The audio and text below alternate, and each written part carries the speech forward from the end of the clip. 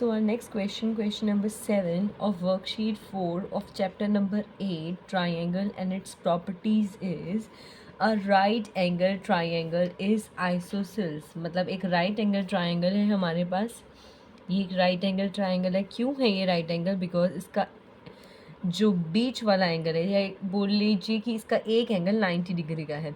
Isosceles है मतलब ये दोनों की दोनों साइड्स आपस में इक्वल हैं. हाइपोटेन्यूज वाली साइड इक्वल नहीं होगी. क्यों? क्योंकि हाइपोटेन्यूज वाली साइड सबसे लॉन्गेस्ट साइड होती है. ठीक है. If the square of the hypotenuse is 50 metre square, square of the hypotenuse, तो सॉल्यूशन में मैं क्या लिखूंगी कि हाइपोटेन्यूज का स्क्वायर कितना है, 50 मीटर स्क्वायर. स्क्वायर गिवन है ये. What is the length of its each side, यहाँ पर हम लिख देंगे कि ये गिवन है. और यहाँ पर हम ये भी लिखेंगे इन राइट एंगल ट्राइंगल. एक राइट एंगल ट्राइंगल, कौन से right angle triangle? A B C की मैं बात कर रही हूँ. The square of hypotenuse is equal to 50. तो हाइपोटेन्यूज क्या है हमारा? ए सी. तो मैं लिख देती हूँ the square of A C is equal to 50. तो मैं अगर दोनों साइड स्क्वायर रूट करूँगी तो A C is equal to square root of 50 आ जाएगा. ठीक है. Now I have to find the length of each side. अगर ये दोनों की दोनों साइड्स इक्वल है तो मैं मान लूँ x, the length of each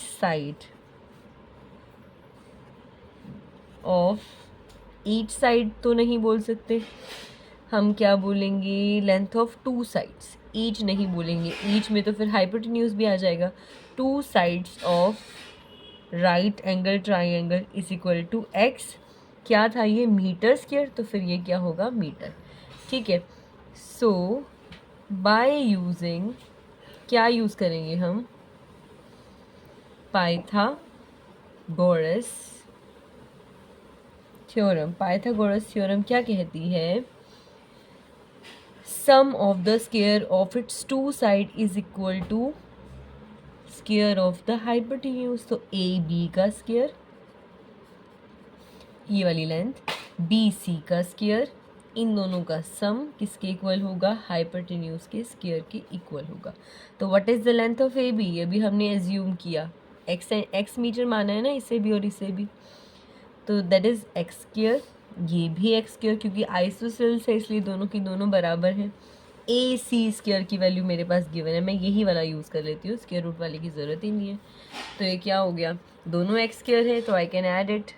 to toffees है, बिल्कुल सेम ब्रांड की है, तो फिर मैं बोल दूँगी कि एल्पेनलीबे वाली है. तो 2 एल्पेनलीबेज होगी, एल्पेनलीबे हो गई मेरे पास. तो एक्स स्क्वायर की वैल्यू मुझे फाइंड आउट करनी है, तो मैं कांस्टेंट टर्म को बोलूँगी can you please go to another side. Request किए तो ये जाएगी, बट मूड तो ख़राब हो जाएगा. यहाँ पर मल्टीप्लिकेशन में, उधर डिवीज़न में हो जाएगा. ये फिर इसे कैंसिल ही करेगी ना जाके. तो इसकी वैल्यू आ गई 25. अगर एक्स स्क्वायर की वैल्यू 25 है तो एक्स की वैल्यू क्या होगी? 25. क्योंकि हमने क्या किया है? Square root on both side. तो स्क्वायर से स्क्वायर रूट कैंसिल, एक्स की वैल्यू आ गई 5 मीटर. ठीक है, क्योंकि मीटर में था हमारा. तो फिर हम लिख सकते हैं so the length of two sides of right angle triangle is 5 meter. क्या लिखा है हमने? So the length of the two sides of the right angle triangle is 5 meters. That is the answer of our 7th question. Let's move on to our 8th question. If the sides of the triangle are 3 meter, 4 meter and 6 meter long. मतलब मेरे पास एक triangle है, वो क्या given है मेरे पास? Sides of a triangle. If मतलब ज़रूरी नहीं है कि ऐसा होगा, अगर हुई तो. Determine whether the triangle is right angle triangle और नॉट. मतलब ये ट्राइंगल है, मुझे ये बताना है कि वो राइट एंगल ट्राइंगल है या नहीं है. तो अगर कोई साइड्स हमारे पास गिवन है, अगर वो राइट एंगल ट्राइंगल को बना रही हैं, तो वो किस प्रॉपर्टी को सेटिस्फाई करेंगी? अभी हमने पढ़ा था, if the triangle is right angle triangle then it will satisfy the Pythagoras theorem. Pythagoras theorem क्या कहती थी? हाइपोटेन्यूज का स्क्वायर उसकी साइड्स के स्क्वायर के सम के बराबर होगा. डेटरमाइन वेदर, तो पाइथागोरस थ्योरम हम देख लेते हैं, अगर वो पाइथागोरस थ्योरम सेटिस्फाई हो जाती है तो हम बोल देंगे कि ये ट्राइंगल राइट एंगल ट्राइंगल है। तो हम क्या करेंगे, स्क्वायर ऑफ द हाइपोटेन्यूज निकालेंगे। तो हाइपोटेन्यूज क्या होती है, सबसे बड़ी साइड, ठीक है। लेट पहले ट्राइंगल बना लूँ, एक 3 सेंटीमीटर, एक थोड़ी सी बड़ी, एक उससे ज़्यादा बड़ी, ये 3, ये 4, ये 6। हाइपोटेन्यूज मैंने सबसे बड़ा लिया है क्योंकि hypotenuse is the longest side of a triangle, ठीक है। Let 6 metre is the hypotenuse of triangle, वो ट्राइंगल का हाइपोटेन्यूज है, ठीक है। अगर ये हाइपोटेन्यूज है तो फिर इसका स्क्वायर निकाल लेते हैं हम। सो हाइपोटेन्यूज का square is equal to 6 square. H लिखने की बजाय अगर मैं ए बी सी नाम ले दूँ तो फिर मैं इसे क्या बोलूँगी, A C square is equal to 6 square. 6 square कितना होता है, 36। और उसके बाद मैं क्या निकालूंगी, A B square plus B C square. A B क्या है, 3 स्क्वायर, बी सी क्या है, 4। तो 3 square is 9, 4 square is 16 which is equal to 25। क्या 25 और 36 आपस में इक्वल है, नहीं है। तो हम लिख देंगे hair 36 is not equal to 25.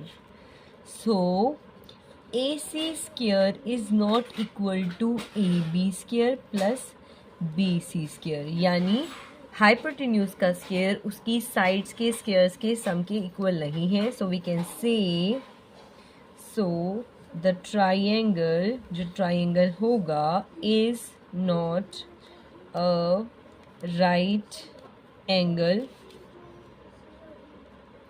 triangle because it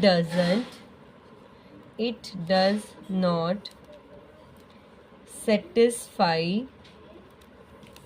our condition, ये हमारी कंडीशन को सेटिस्फाई नहीं कर रहा, इसलिए। Verify whether the following triplets are Pythagorean और नॉट। अगर मुझे ये वेरीफाई करना है कि जो मेरे पास ट्रिपलेट गिवन है ये पाइथागोरियन है या नहीं है, तो मैं इसे कैसे वेरीफाई करूँगी, I will apply the Pythagoras theorem. मैं चेक करूँगी कि पाइथागोरस थ्योरम क्या होती है। पाइथागोरस थ्योरम होती है जो हाईएस्ट इसकी साइड है, हाईएस्ट साइड क्या है, इसकी हाईएस्ट लेंथ कौन सी है, 12। इसका जो स्क्वायर है वो sum of the squares of the other side है या नहीं है। अगर मैं ये प्रूफ कर दूं तो मैं बोल दूंगी कि पाइथागोरस थ्योरम सेटिस्फाई हो रही है, तो फिर ये पाइथागोरियन ट्रिपलेट है।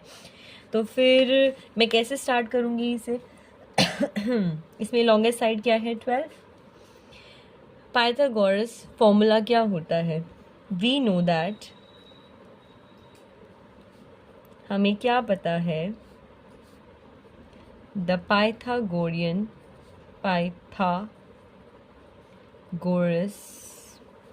थ्योरम इज, क्या कहती है पाइथागोरस थ्योरम, बोलती है कि हाइपोटेन्यूज का स्क्वायर इज इक्वल टू इसकी दूसरी अदर दो साइड्स कौन सी है, मैंने आपको बिल्कुल स्टार्टिंग में बताया था, एक तो है इसकी बेस और एक है इसकी परपेंडिकुलर, ठीक है। अगर मैं एक राइट एंगल ट्राइंगल की बात करूं तो ये वाला, तो नीचे वाला जिसके ऊपर वो खड़ा है, जो इस ट्राइंगल का आधार है, उसे तो हम बेस बोलेंगे, और जो स्टैंडिंग लाइन है उसे हम परपेंडिकुलर बोलेंगे, और सबसे लॉन्गेस्ट साइड तो होती है हाइपोटेन्यूज है। तो हमें पता है पाइथागोरस थ्योरम ये होती है, अगर ये इसे सेटिस्फाई करती है तो फिर हम बोल देंगे कि ये पाइथागोरियन ट्रिपलेट है, अदरवाइज नहीं है। तो फिर मैं निकाल लेती हूँ, पहले हाइपोटेन्यूज का स्क्वायर निकाल लेती हूँ। हाइपोटेन्यूज क्या होगी, लॉन्गेस्ट लेंथ, तो 12 का स्क्वायर कितना होगा, 144। फिर अब मैं निकालूंगी दूसरे वाला, base square plus perpendicular square. Base कुछ भी मान लो, चाहे आप 8 मान लो, चाहे आप 9 मान लो, आपकी विश पर डिपेंड करेगा, ठीक है। तो 8 स्क्वायर कितना होता है, 64, 9 स्क्वायर कितना होता है, 81। अगर मैं इन दोनों का सम करूंगी दैट इज 145। क्या ये दोनों आपस में बराबर हैं, नो। तो हम लिख देंगे 144 इज़ नॉट इक्वल टू 145, तो पाइथागोरस थ्योरम फुलफिल नहीं हो रही है। So this is not Pythagorean triplet. So लिख देते हैं नो 8, 9, 12 आर नॉट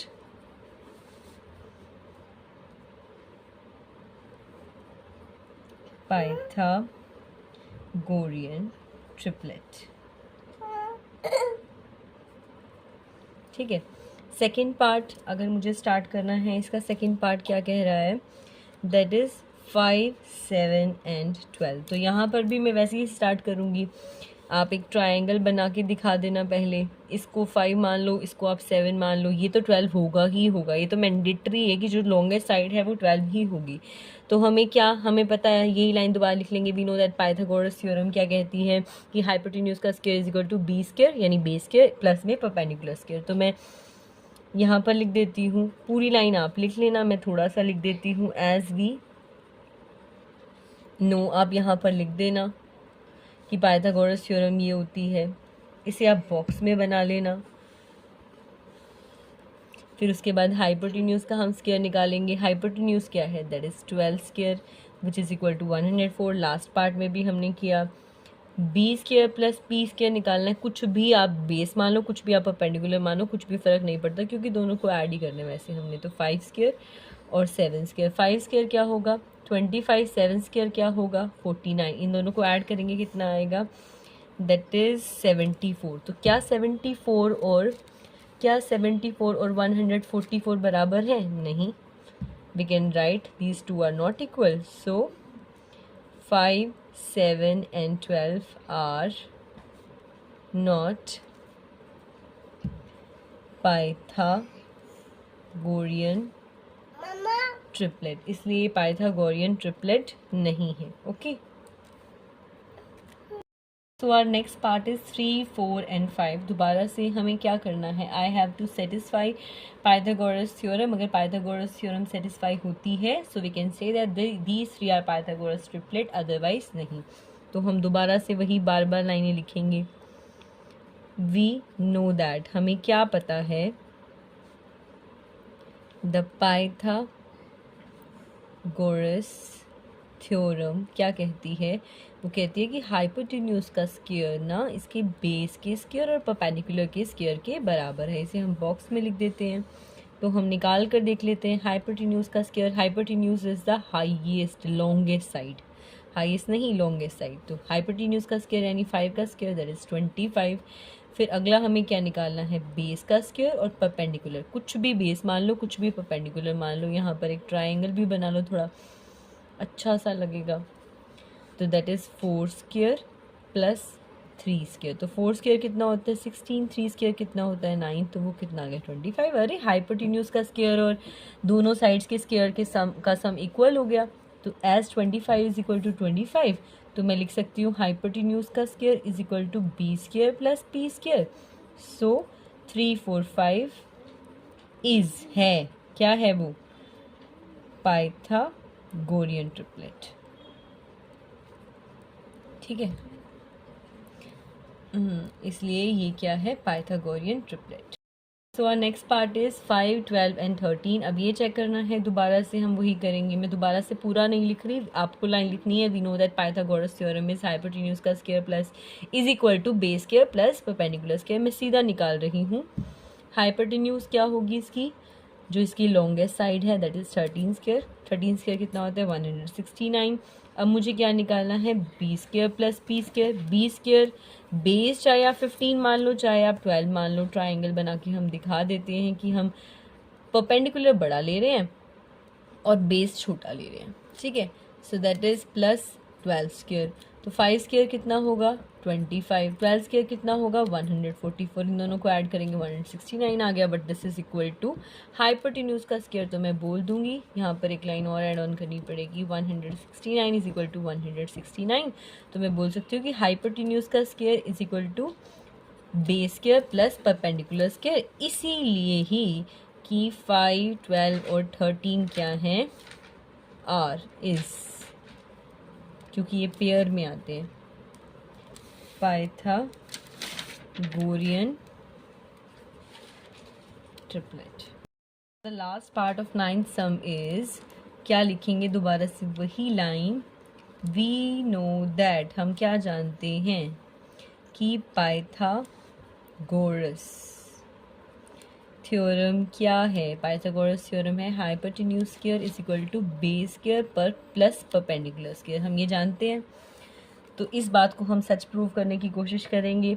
तो हाइपोटेन्यूज क्या होगी, लॉन्गेस्ट साइड, तो हाइपोटेन्यूज का स्क्वायर क्या हो जाएगा 15 का स्क्वायर। 15 का स्क्वायर कितना होता है 225। अब हमें क्या निकालना है, base square plus perpendicular square which is equal to, base की वैल्यू कितनी है, कुछ मर्जी मान लो जो आपका दिल करे।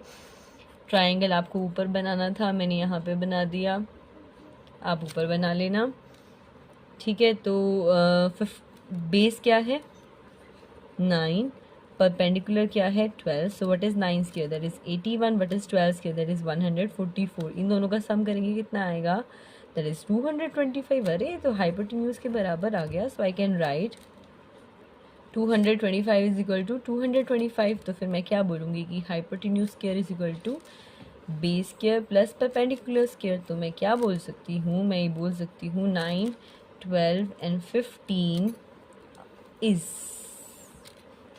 पाइथा,